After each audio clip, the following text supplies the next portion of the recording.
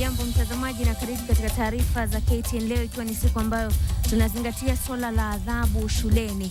Kama walimu wanazingatia ile marufuku iliyotolewa miaka michache iliyopita kuhusu adhabu kupita kiasi ambayo haitakikani. Ni baadhi ya taarifa tulizokuandalia, lakini kwanza tupate vidokezi.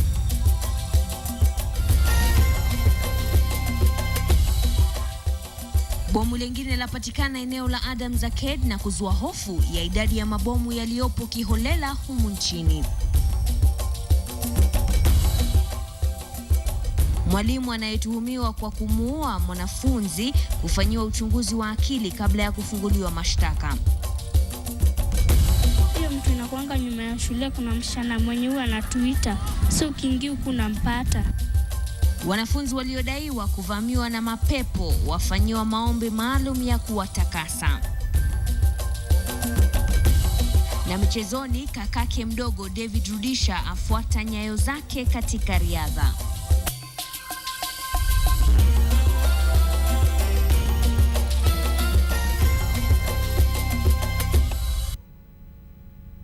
Karibu, jina langu ni Mashirima Kapombe. Wakazi wa mtaa wa Adams Arcade walitiwa tumbo joto baada ya kifaa kilichofanana na gruneti kupatikana kwenye bustani ya nyumba. Kifaa hicho kilichozua hofu miongoni mwa wenyeji wa eneo hilo kilipatikana na wafanyikazi. Saida Swale ana taarifa hiyo kwa kina. Hali ya wasiwasi ilitanda katika barabara ya Kilimani, mtaa wa Adams Arcade, pale guruneti ilipatikana imefukiwa ardhini nyuma ya nyumba hizi. Wafanyikazi walioajiriwa kukarabati ua la jengo hili ndio waliokipata kifaa hicho kizee na kilichokuwa na kutu. Hiyo kitu si kitu ya kuwekwa leo. Hiyo kitu imekaa ni kama imekaa hapo miaka, si ya saa hii. Hiyo kitu imekaa kama guruneti. Wataalamu wa mabomu walioandamana na afisa mkuu wa polisi wa kituo cha polisi cha Kilimani walikibeba kifaa hicho kwenye ndoo hii iliyokuwa na mchanga kwa uchunguzi wa kina. Japo mmiliki wa nyumba hizi alitangaza furaha yake kwa kupatikana kwa kifaa hicho kabla ya madhara ya kutokea, maswali mengi yameibuka kuhusu ni vipi kifaa hicho kilifika mtaani humo. Kwingineko, mwanamume mmoja anayefahamika kama Hassan Mahati Omar na mkewe Fardosa Mohamed waliokamatwa kwa madai ya kupatikana na guruneti 2 nyumbani mwao wamefikishwa mahakamani hii leo. Mahakama hata hivyo ilikataa kuachilia kwa dhamana. Wawili hao wanatuhumiwa kwa kujihusisha na kundi la kigaidi la Al-Shabaab. Kulingana na Jaji Elena Nderitu, ushahidi uliofikishwa mbele ya mahakama unatosha kuwazuia hadi pale uchunguzi utakamilika. Kesi hiyo inatarajiwa kutajwa tena tarehe 17 mwezi Aprili. Saida Swale, KTN Leo. Hali ya taharuki imetanda katika shule moja mjini Ruiru baada ya wasichana wa shule hiyo kuaminika kuingiliwa na mapepo. Wazazi na wasichana hao walifika shuleni na kufanya maombi maalum, huku baadhi ya wanafunzi hao wakikiri kuwa wameingia katika dini ya kishetani. Hii hapa taarifa hiyo ambayo Agnes Penda anasema imewatia wengi katika eneo hilo kiwewe. Ilikuwa pilka kwa nusuru wana wao.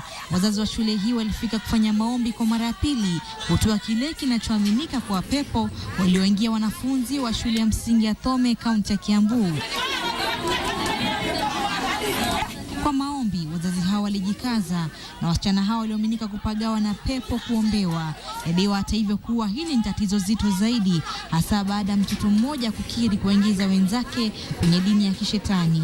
Usiku saa 8 huwa tunaamka tunaenda hadi kwa huyo mkubwa wetu mwenye kuna hizo mavitu mashetani, tunaenda hadi kwake, tunakaa huko. Msichana wa darasa la 7 anadaiwa kupotea nyumbani kwa muda, ambapo alikuwa kwa dhehebu hilo na kurudi na kualika wenzake kwa kutumia keki.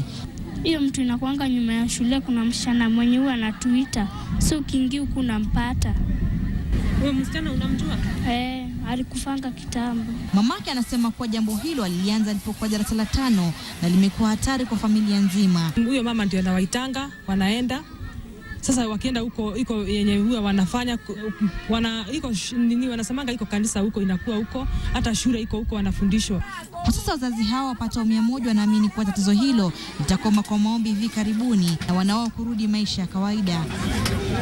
Wenyeji walimiminika kwa wingi kujionea lojiri, hasa baada ya kufahamishwa kuwa wangemuona shetani aliyowasumbua wasichana hao aliyedhaniwa kuwa nyoka. Mspenda KTN Leo. Tukiachana na hayo, hata baada ya manunguniko kuwa serikali ya kitaifa pamoja na viongozi wengine walisusia kongamano la ugatuzi lililoingia siku yake ya pili hii leo mjini Ukunda katika kaunti ya Kwale, mwenyekiti wa baraza la magavana Isaac Ruto aliwaongoza wenzake kuendeleza ajenda zao, na hii leo wamezindua mchakato wa maendeleo ya miaka 5 maarufu kama strategic plan, pamoja na kuangazia changamoto zilizojitokeza ndani ya mwaka mmoja uliopita katika kuitekeleza katiba. Looking at the mandate of the Council of Governors under at section 20 of the Intergovernmental Relations Act and operationalizing that particular section on the mandate of the Council of Governors so that we can be able to undertake their tasks through the plan, through the strategic plan. You have continued to remain focused on what the Constitution intended for you to do. Having participated in that process, and with hindsight, I think it was a wise idea to place the implementation of the Constitution in the hands of independent commissions. On the other hand, operational risks relate to those that impact on the efficacy of the implementation of identified provisions in relation to the devolution process. These include lack of capacity, poor public communication interventions. Our history prior to the Constitution of Kenya 2010 is a history of huge inequalities. It is a history of social injustices that kept the majority of Kenyans in poverty. It is a history of huge disparities in levels of access to services, whether by region, by class, or by ethnicity.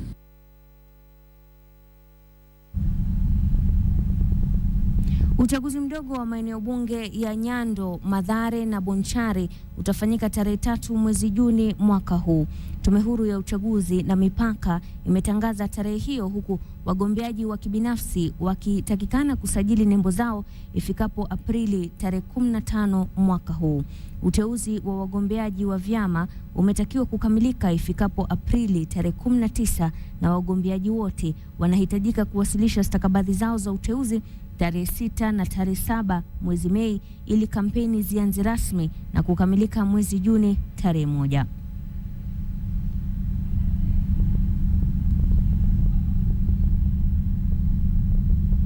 Mtazamaji, napumzika kidogo, nitarejea katika muda usiokuwa mrefu. Tuendelee na taarifa za KTN Leo. Usiende mbali.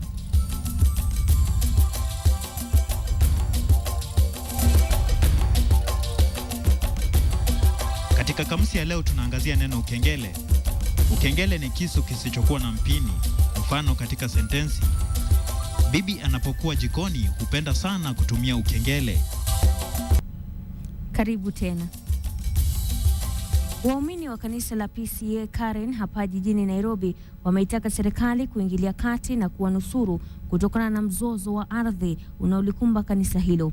Waumini hao wamesema kuwa wamefadhaishwa na hatua ya raia mmoja wa kigeni anayedai kumiliki ardhi hiyo, licha ya kwamba kanisa hilo limekuwa na vyeti halali vya umiliki wa ardhi inayozozaniwa. Mapema hapo jana, tingatinga lililoandamana na watu wasiojulikana walivamia kanisa hilo na kuanza kulibomoa, na hivi basi kufanya uharibifu mkubwa wa mali ya kanisa hilo ikiwemo viti na hata meza.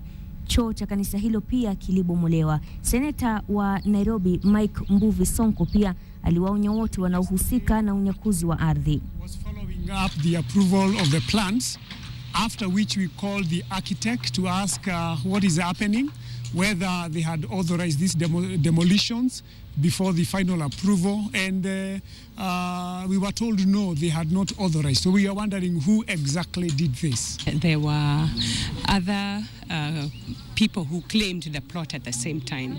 So they took us to court we went to court, and for the last 11 years we have been in court with them. It was a women's group. We've been in court with them. Finally, the judgment was given on March the 4th by Justice Nyamoya that the plot belongs to PCA Church. Tumeangalia documents zile ziko, lakini hakuna mzungu yule ameuziwa shamba ataingia hapa. Na tunajua sheria. Tutakimbia kotini, tuhakikisha kuna mtu mwingine ataingia kwa hii shamba. Hakuna mtu ameuziwa hii shamba ataingia. Kama kuna mtu amekula pesa ya mwenyewe aregeshe. Wakenya wametakiwa kuimarisha utalii kwa kuzuru kila pembe ya taifa hili. Akizungumza baada ya kuzuru eneo la kaskazini mashariki mwa Kenya, afisa mkuu wa hazina ya utalii Alan Chinane amesema kuwa eneo hilo lina ukwasi mkubwa wa shughuli za kitalii, ingawa halijavumbuliwa na kutembelewa na watalii kama inavyohitajika. Hamza Yusuf anakupasha mengi kuhusu vivutio vya Wajir na Garissa. Kaunti ya Garissa ni eneo la kaskazini mashariki na kwa ujumla limekuwa likinasibishwa na taarifa za kuvunja moyo.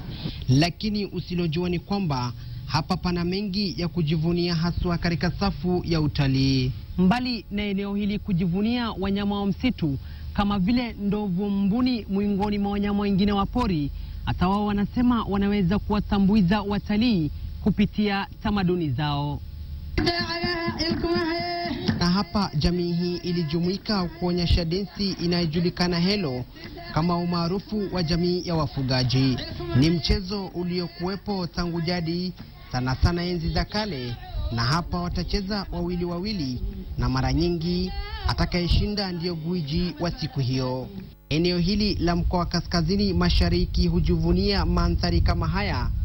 Kwa mfano, maji haya yanapatikana kaunti ya Wajir inayojulikana kama Yahuda. Yalikuwepo zaidi ya karne moja na hayakauki hata kiangazi kikiwepo. Sasa kuja mashinani yenyewe inaongeza uwajibikaji kwa sababu hakuna siri huku. Akizungumza, afisa mkuu wa hazina ya utalii Alan Chinane aliwahakikishia wenyeji kwamba watahamasisha Wakenya kuhusu utalii kwenye eneo hili. They have preserved their culture more than even the Maasais who are known to preserve culture. Garissa is very, very safe. It is very, very safe, and we are appealing to any tourist who wants to enjoy what is seen in North Africa by the Bedouins. You know, people go to see the desert rides and all this to visit Garissa. Ziara hii itaendelea katika kaunti zote za humu nchini. Hamza Yusuf, KTN Leo, Garissa. Sasa katika ile taarifa ambayo tulikuwa tumekudokezea hapo awali, mwalimu mmoja katika kaunti ya Kirinyaga amejipata matatani kwa kumuua mwanafunzi alipokuwa akimwadhibu. Mwanafunzi huyo alikuwa miongoni mwa wengine 6 na alizirai na kuaga dunia baada ya kugongwa upande wa nyuma ya shingo yake na mwalimu huyo. Wakazi waliokuwa na ghadhabu walifika kwenye shule hiyo ya msingi ya Roka iliyoko Mwea wakitaka kumwadhibu mwalimu huyo. Hivi sasa anazuiliwa na maafisa wa polisi. Franco Tieno ana maelezo zaidi. Mamaki mwanafunzi huyo Mary Wambui Mushiri, ambaye ni mchuuzi katika soko la Mudhurwa hapa Nairobi, anasimulia jinsi alipatwa na mshangao na majonzi kuitwa shuleni bila kujua aitwalo. Shule aliyoikabidhi mwanaye mwenye umri wa miaka 13 kumtunzia kwa malezi na kwa taaluma. Biwa ni kuja shule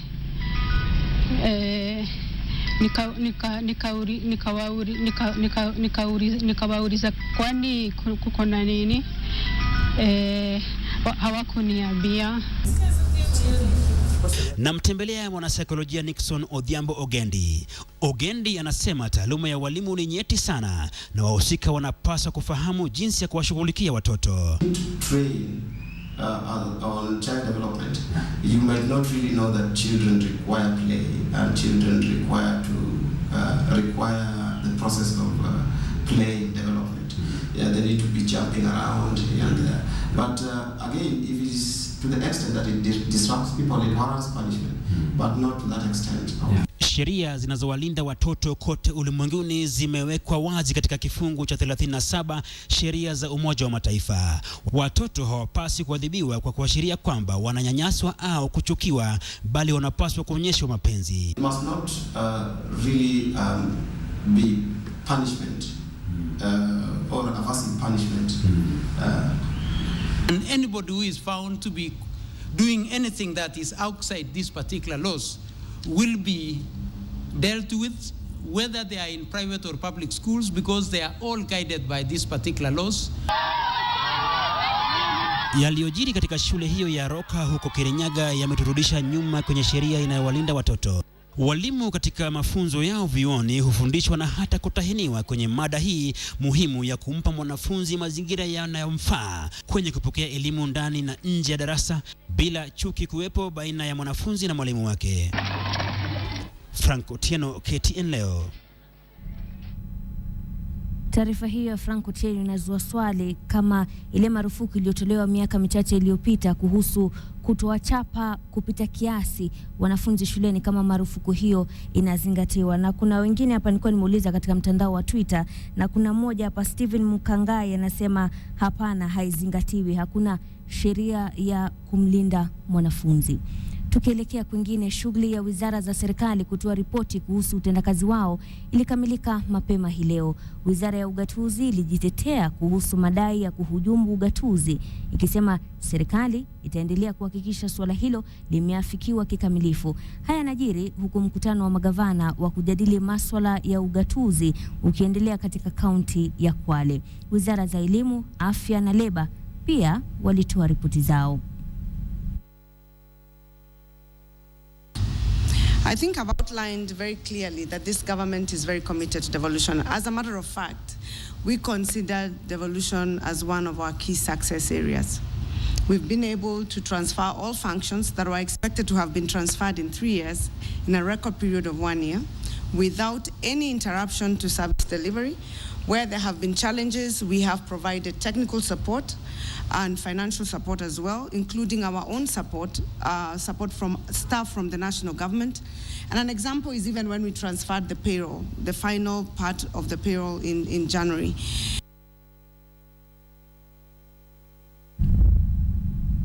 Wakazi wa kijiji kimoja katika kaunti ya Bungoma wamelazimika kuhama makazi yao na hata kufunga biashara zao kutokana na nyumba zao kuangukiwa na nyaya za nguvu za umeme ambazo bado zinasemekana zinapitisha umeme. Licha ya wao kuripoti kisa hicho ambacho kimesababisha kifo cha mtoto mmoja, maafisa wa kampuni ya shirika la kusambaza nguvu za umeme katika eneo hilo wanadaiwa hawajachukua hatua yoyote na kudhibiti hali hiyo. Hii ndiyo taswira inayotukaribisha kwenye soko hili la Wabuhonyi lililopo katika kaunti ya Bungoma. Nyaya za umeme zimezagaa kote holela, jambo lililowafanya baadhi ya wakazi kuyahama makazi yao na hata biashara zao wakihofia madhara yanayosababishwa na umeme. Mvua ikishika waya za stima inakuanga very dangerous, na ni njia ya watoto wa kupita kwenda shule, na sababu zinakuanga huko juu, wako very curious kujua ni nini napitanga hapo ndani, they are tempted to touch. Ni tukio ambalo wanadai kutokea takribani majuma matatu yaliyopita, huku juhudi zao za kuomba msaada kwa maafisa wanaohudumu katika eneo hili wa shirika la kusambaza nguvu za umeme nchini zikigonga mwamba. Tumeenda mpaka kule kwenyewe, tumewaita hawakuji. Mimi nimewapigia kuanzia wiki iliyopita, last week on Wednesday. Nyaya hizi ambazo zimefunika kabisa nyumba hizi za kibiashara zimesababisha mtoto mmoja kufariki kutokana na kuwa bado zina nguvu za umeme. Na licha ya kufika katika afisi za shirika la kampuni ya kusambaza umeme mjini Webuye na kuelezea masaibu yao, bado hawajapata utatuzi kuhusiana na kadhia hii. Isitoshe, kuna zile sasa moto main yenyewe pale kwa transformer simeinama tu chini kabisa na ziko na moto. Kwa sasa eneo zima limesalia kuwa mahame. Nangojea mtu akufe ndio wakimbie wakuje. Hii sio vizuri. Huku wachache waliosalia wakifungasha virago vyao. Nyuma yangu ni duka ambalo limelaliwa na waya za stima ambazo bado zinafanya kazi. Hali hii imelazimisha wakazi wa eneo hili la Wabuhonyi kuhamia maeneo salama wakihofia maisha yao. Swali ni je, mwaka mmoja baada ya serikali ya Jubilee kushika hatamu za uongozi. Rais Uhuru Kenyatta na naibu wake William Ruto wanafahamu kwamba kuna baadhi ya wizara ambazo hazitekelezi majukumu yao kwa raia ipasavyo. Robert Wanyonyi, KTN Leo, Bungoma. Karibu tuingie uwanjani. Kakake mdogo David Rudisha ameanza kufuata nyayo zake huku akiendelea kujifua chini ya ukufunzi wa kocha David Brother Colm. Francis ana matumaini ya kufanya vyema katika nyanja ya riadha.